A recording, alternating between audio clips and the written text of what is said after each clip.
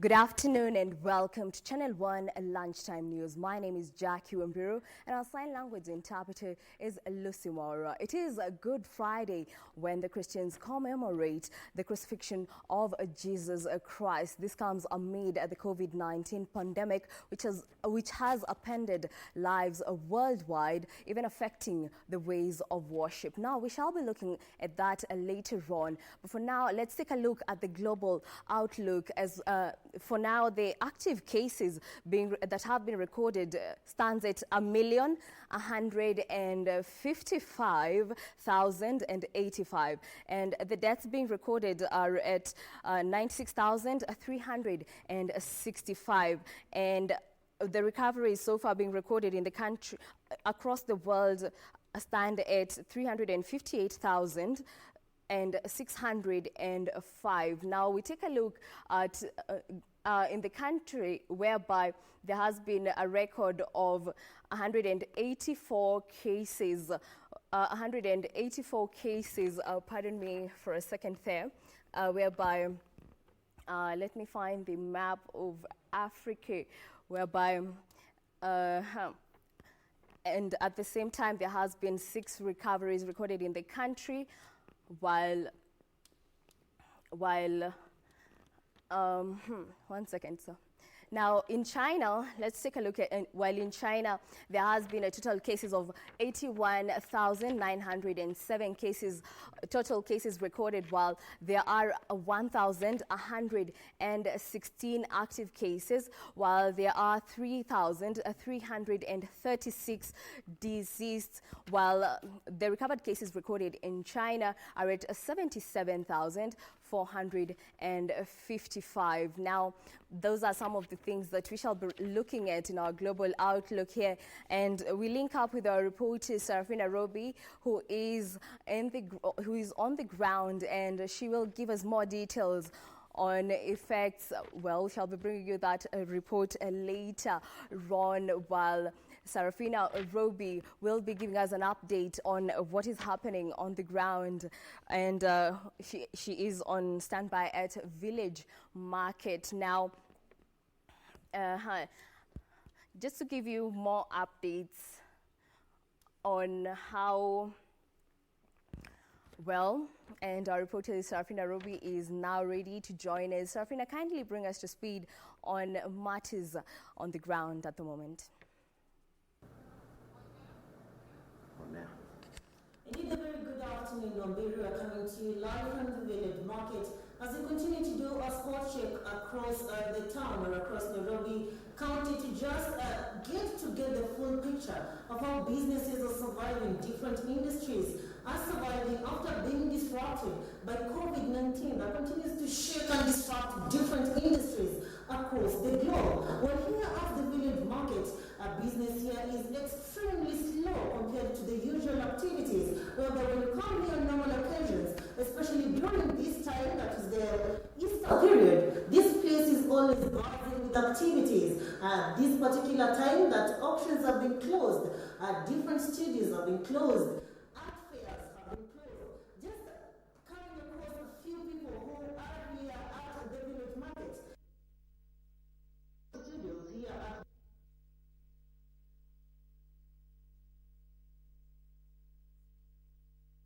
Now, that was our reporter Sarafina Robi coming live from a Village Market, giving us an update on how artists are surviving during this COVID-19 pandemic in the country. Now, moving on, the county government of Wajir has moved to assure area residents that the Wajir Regional Referral Laboratory has the capacity to test for coronavirus.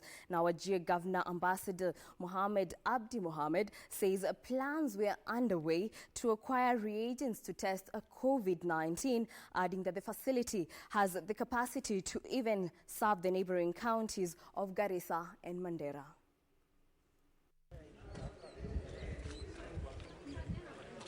The county government of Wajir is in the process of capacity building to combat the deadly coronavirus if any cases are reported in the county. Wajir Governor Ambassador Mohamed Abdi Mohamed says that the Wajir Regional Referral Laboratory has the capacity to test for coronavirus and that they are in the process of acquiring the necessary reagents. Every disease can be identified with a particular reagent. So if we get those reagents, or some of them we are going to buy, others will be provided by the national government. If that happens, we have been promised that they will bring those reagents. Then we don't have to go to Nairobi. The governor saying that this will be a milestone is once the laboratory is up and running, it will not only benefit the people of Wajir but also the neighboring counties of Garissa and Mandera. Screening will be done here, and the result, the examination will be done here, and the result will be known here. So we'll be catering for Mandera, even Garissa, if they want to come, we will assist them. The governor sending a stern warning to rogue traders selling uncertified hand sanitizers to the locals. So we will look for them if they are not to the standard. But if they are to the standard required, there is no harm. But we do not want the public to be also exploited. Please, this is not the time to make profit. This even as the area county executive officer in charge of health, Ismail Isaac, decried lack of adherence to the social distancing directive by the locals. These are challenges within the Somali community, but we continue to stress. We have the vehicle on public address who is going around. We have our health workers, the community health assistants. We have the ulamas. We are going to use the ulamas to go around and tell them to actually social distance. The two spoke after receiving donations including medical supplies from the United Muslim for Relief and Development. Nancy Okware, Channel 1 News. Now we join our reporter Gladys Mongai, who is on standby at a railway restaurant, which is at Uhuru Park, where the Kenya Union of Nurses is having a discussion regarding the protection of the health workers who are at the front line in this COVID-19 pandemic. Gladys, kindly bring us to speed on the outlook or how the discussion went earlier on.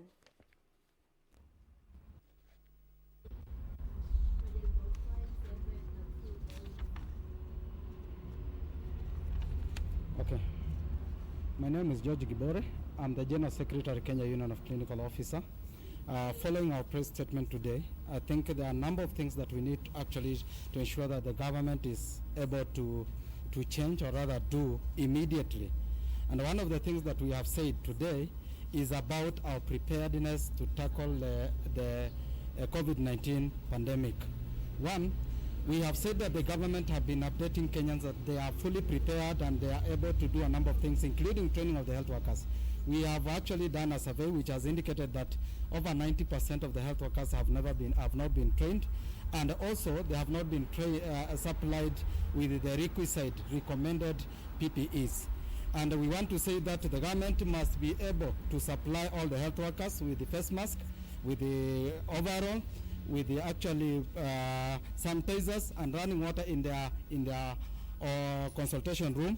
We want also to ensure that the government, as it prepare, it must have a strategy to ensure that we are not exposing all the health workers. We know what happened in Ngaira, and we have said that this must change, and ensure that we can work in cohort as the health workers, so that we are not exposing all of us. This is to mean we have a group that work within 14 days, then we have others who come within the other 14 days.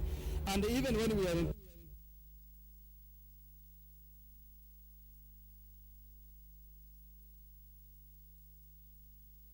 Well, we do apologize for that technical hitch. Those are the Kenya Union of Clinical Officers raising concern over the prioritization of health workers' protection amid the COVID-19 pandemic. Now, we shall be bringing you that report later on. Now, moving on, the COVID-19 pandemic has seen the government impose a raft of measures, including restricted movement aimed at containing the spread of coronavirus. And while regular physical activity benefits both the body and mind, exercising can pose someone to the disease. Now, how can you stay safe while exercising during the COVID-19 outbreak?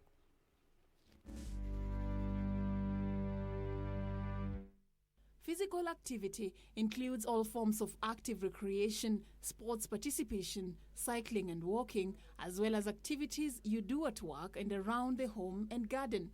Being active during the COVID-19 pandemic is challenging as opportunities to be physically active seem to be more restricted. But how should you exercise during the COVID-19 outbreak? Do not exercise if you have fever, cough, and difficulty in breathing. Stay home and rest, seek medical attention, and call in advance. Follow the directions of your local health authority. If you're able to go for a walk or bicycle ride, always practice physical distancing and wash your hands with water and soap before you leave. If you go to the park or public open space to walk, run, or exercise, always practice physical distancing and wash your hands with water and soap before you leave, when you get to where you're going, and as soon as you get home. Choose the right activity so that you reduce the risk of injury or infection. Choose the right intensity according to your health status and fitness level.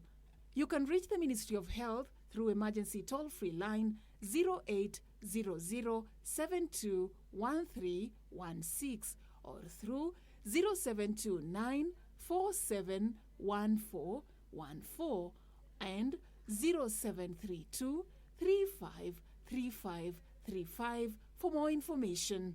You can get more information on COVID-19 by calling 719 or dialing *719# on your phone.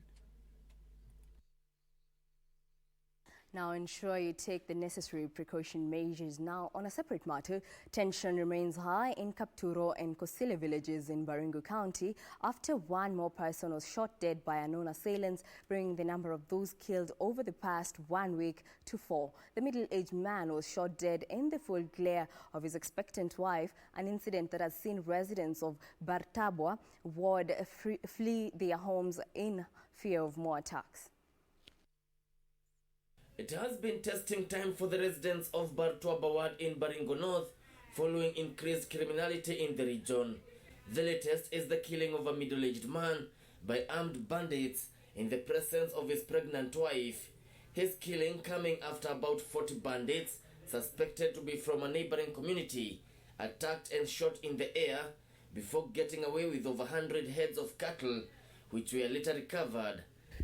Huyu mama alipoteza huyo mtu, na huyo mtu ni moja kwa mama yake. Akona wasichana watatu na ni yeye mmoja. Na sasa hivi bibi yake ni mjamzito. Na huyu mama amepoteza watoto 3. Hana mahali pa kuishi sasa hii. Na hii sasa corona bila imeingia area, yani Kenya yetu, hatukakuna mahali tunaweza kwenda kuishi. Na serikali wamesema 1 kilomita, hata sasa tunakaa hivi atutapikisha ile 1 kilomita, serikali wanasema. Nimepuguswa jana na mtu yetu mmoja kijana waliuliwa na Vogot. Jameni, serikali muko wapi? Helpless villagers from Kapturo and Kosile had to flee to neighboring villages for safety. Baringo North MP William Cheptumo, who visited the village in the company of Baringo North security team, called on the government to enhance security in the region to avert more deaths. Tukiwa tunaongea saa hii mtu ako mojari anashikwa kesho.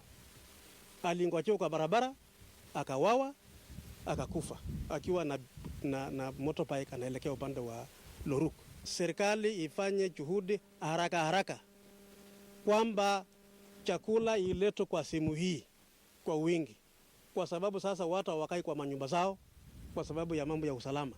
For the last 2 months, at least 4 people have lost their lives due to insecurity in Baringo North alone. Baringo North Sub-County Commissioner Obocha Bobocha says security organs in Baringo have enhanced surveillance even as he decried mobility challenges.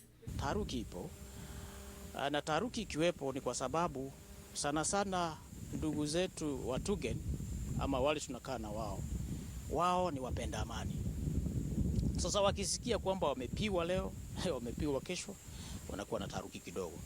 For now, families who fled their homes are residing at Yatia Primary School, fearful of more attacks. Kevin Washira, Channel 1 News. Now that report by Kevin Oshiro brings us to our first break here on Channel 1 Lunchtime News. Don't go too far, we'll be right back.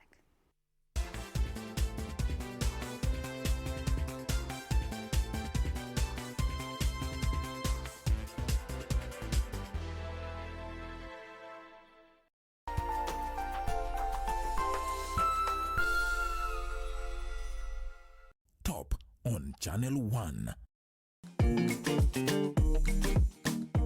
Yo, muniitisha mtu wangu na tukawapatia. Mwenzako I feel so good, pindi nikikuona.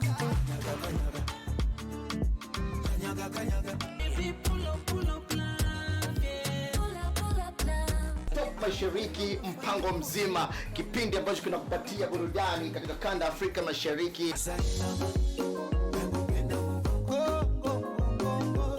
This weekend on KBC Channel 1.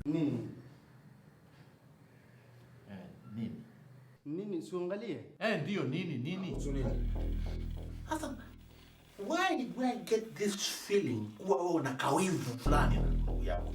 Baba sikiza, au maneno yako ya kizungu unaenda kamwambie Yusuf alotoka Uingereza huko. Alafu baba mimi naona mwanao lakini mtambue vizuri. Unijui vizuri baba. Kila kitu kwako ni pesa. Sawa basi yashaisha. Basi sawa, mambo ya kula ndio vipi? Ulikuwa kisha. Nenda. Usianze mambo ya kula hapa, sipiki leo.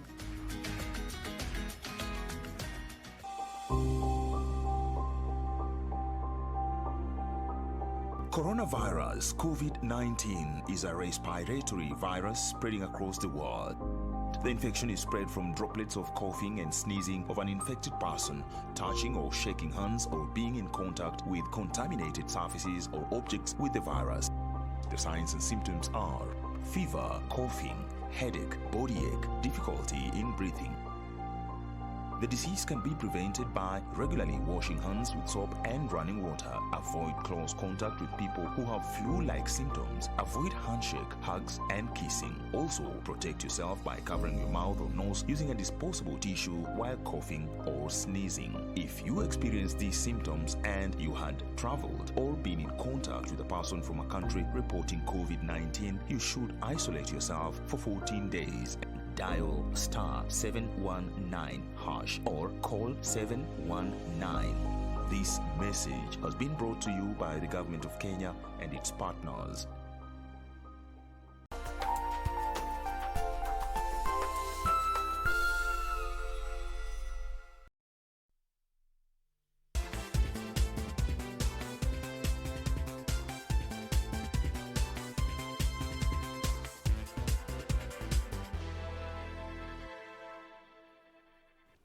And welcome back. Now, before we proceed, let's take a look at the total cases currently being recorded in the country of COVID-19. Now, at the moment, the total number of cases in the country stand at 184, while 165 cases are active. 7 are the numbers of the deceased, while 12 are the recovered cases. We look at in Tanzania, 19 cases are active, 1 has been recorded as a fatality, 5 have been able to recover from COVID-19, bringing the total number of total cases to 25. While in Uganda, we have a total of 53 total cases, while the 53 are the active cases. There have been no recorded cases of fatalities or any case of anyone who has been able to recover from the COVID-19. Now, we proceed to other matters whereby the Ministry of Health has embarked on a mission to train the members of the pastoralist community on ways of curbing the spread of COVID-19. According to Naivasha Sub-County Medical Officer of Health, George Ndisho, the training is aimed at deepening the understanding of the contagion, even as he noted that the initiative will go a long way enhancing their preparedness and response to the disease. In a move aimed at curbing the spread of COVID-19, the Ministry of Health has started a campaign to train marginalized communities on the contagion. The government has identified vulnerable groups and devised ways to issue more information to these segments of the population on the disease. According to Naivasha Sub-County Medical Officer George Ndisho, concerted efforts from all stakeholders were needed to combat the pandemic. He added that the training will go a long way to enhance their preparedness and response to the disease. We are only empowering them so that they may be able to know because they are madaktari wetu wa mashinani. So we really like to pass the information to them. Ndisho pointed out that improving the community's preparedness and awareness to combat the pandemic was a precursor for a healthy population. A community health volunteer, Monica Sakayan, says the training will help them work closely with qualified health personnel in providing quick updates and mitigation measures at the grassroots level. To be sincere, the level of ignorance is very high. So tumekuja hapa tuelezewe how to handle that ignorance, to tell these people this thing is real and lazima tuchukue measures.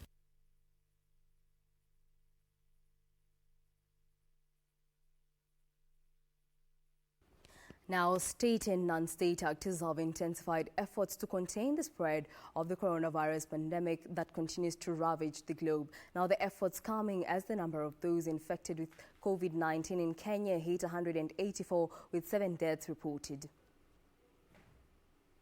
Isiolo County COVID-19 Response Committee, Governor Mohamed Kuti announced the immediate closure of all routes linking Isiolo County to the northern Kenya counties of Garissa, Wajir and Mandera.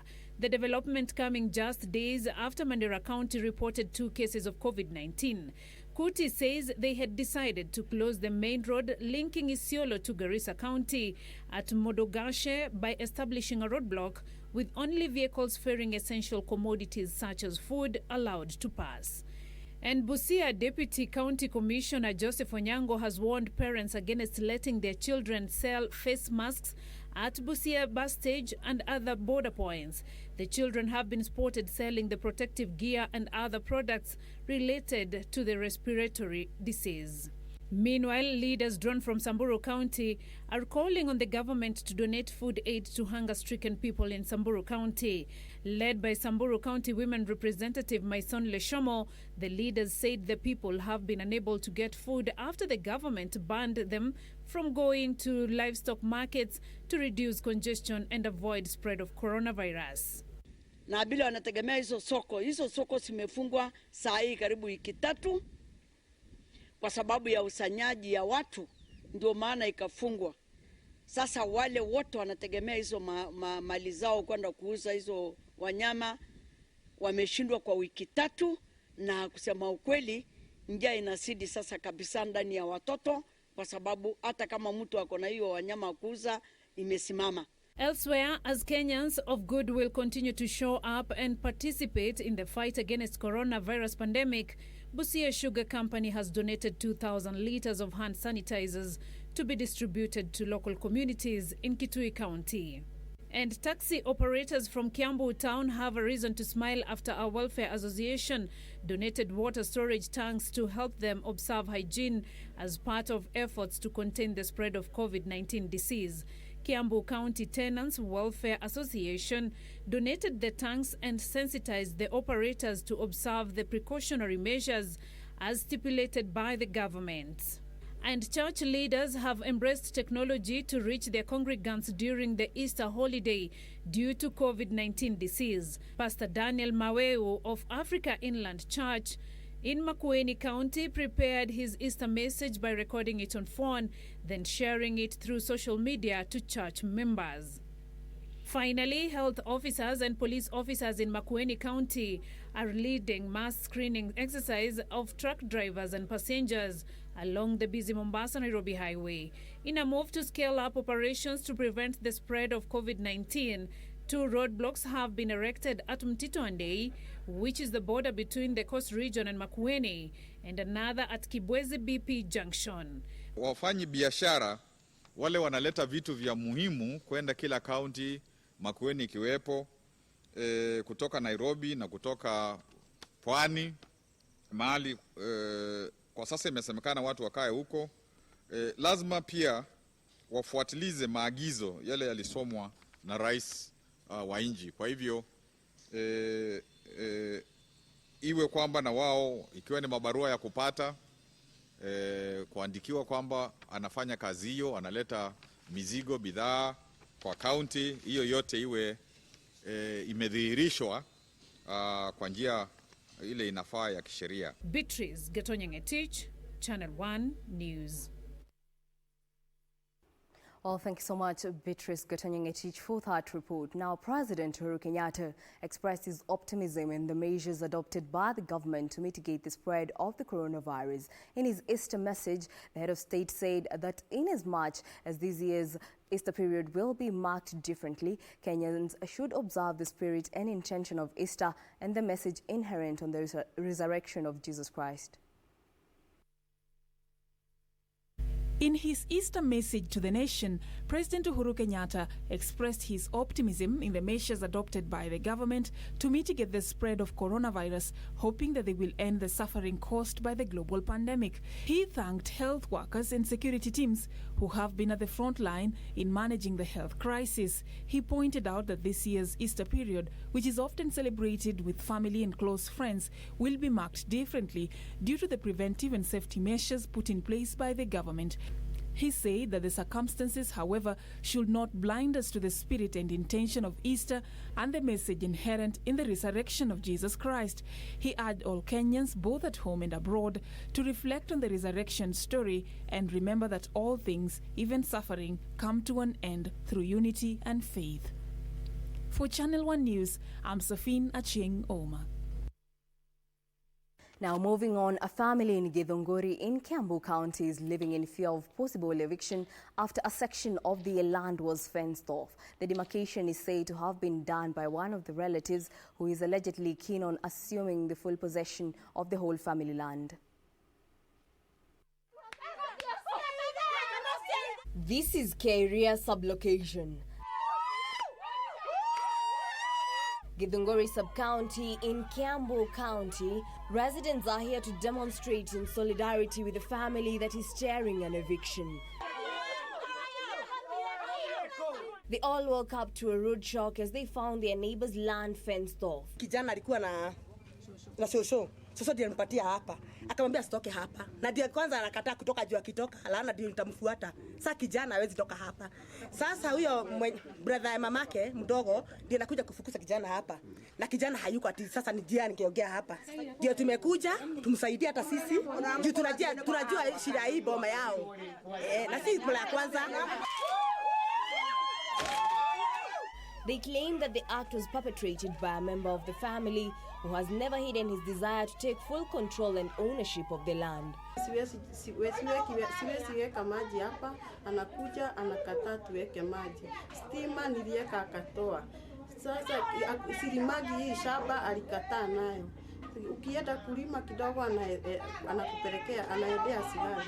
Neighbors would intervene as they termed the turn of events unfortunate, citing attempts to take advantage of a family without means. Nyumba. Na hii nyumba ikijengwa palikuwa wapi? Sema ilikuwa hapa. Tujue bana tunapeleka wapi? Sisi watu wa samani hapa. Tunajua hata sasa ya kwanza tunajua harabia hapa kwanza. Anajenga hii manyumba. Anajenga hii manyumba. Sasa tunataka kujua huyu mama atapeleka wapi? Mnamtaka wapi? Na yuko na watoto mdogo na mtoto mdogo. Na wao wengine ni wadogo. Sasa tunataka kujua wanataka kupeleka wapi? They now want the government to intervene and help resolve the matter. Mama apatiwe shamba yake. Na juu mama ajui kujisimamilia, sisi ndio tumesimamilia yeye. Niko na watoto 4. Now, away from that, all Locust eradication base camps are to continue operations unhindered by the COVID-19 restrictions. Retired Colonel Julius Ngera says Locust control centers are exempt as government intensifies Locust control measures amid growing concern over food shortage after the pests invaded most farms across the country, leaving a trail of destruction in their wake. This locust invasion is declared the worst in 70 years, according to the United Nations. The voracious insects have a strong preference for gramineous plants such as millets and maize, with experts estimating that the insects are capable of destroying at least 200 tons of vegetation per day. Locusts have been a problem in Tana North, especially the 5 wards also, like Hermani, Chawele, Sala, Madogo, and Bangali. As such, the government has been trying to stem the spread of the locust by, among others, conducting area spraying. However, with the advance of COVID-19 and subsequent confirmation of positive cases here in the country, stakeholders are uncertain over continued efforts against the menacing pest. According to retired Colonel Julius Ngera, aerial spraying of areas invaded by locusts is to continue uninterrupted by COVID-19 restrictions that, among others, limits movement in and out of 4 hotspot counties as well as a 7 p.m. to 5 a.m. curfew. Currently, there are 6 bases in Isiolo, Marsabit, Garissa, Wajir, Masinga and Turkana that also carry out surveillance, monitor and conduct ground and aerial spraying of the desert locusts across the country. We have trained actually 21 to 25 volunteers to do mapping about locusts, where they are and where they have been breeding, where they are found, where they damage, and all this. The government is recruiting volunteers to bolster its efforts in eradicating the locust. Regina Manyara Guitar reporting for Channel 1 News.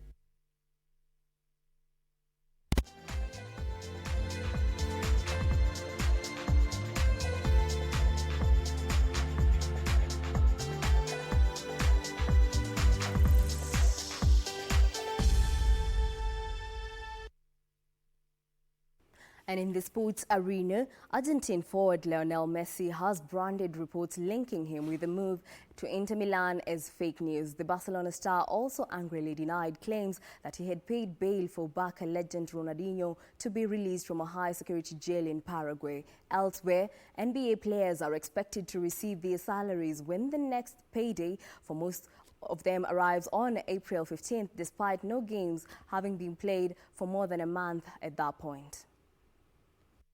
America's National Basketball Association, NBA, and the National Basketball Players Association has been in talks for weeks about the status of salaries during the game's shutdown.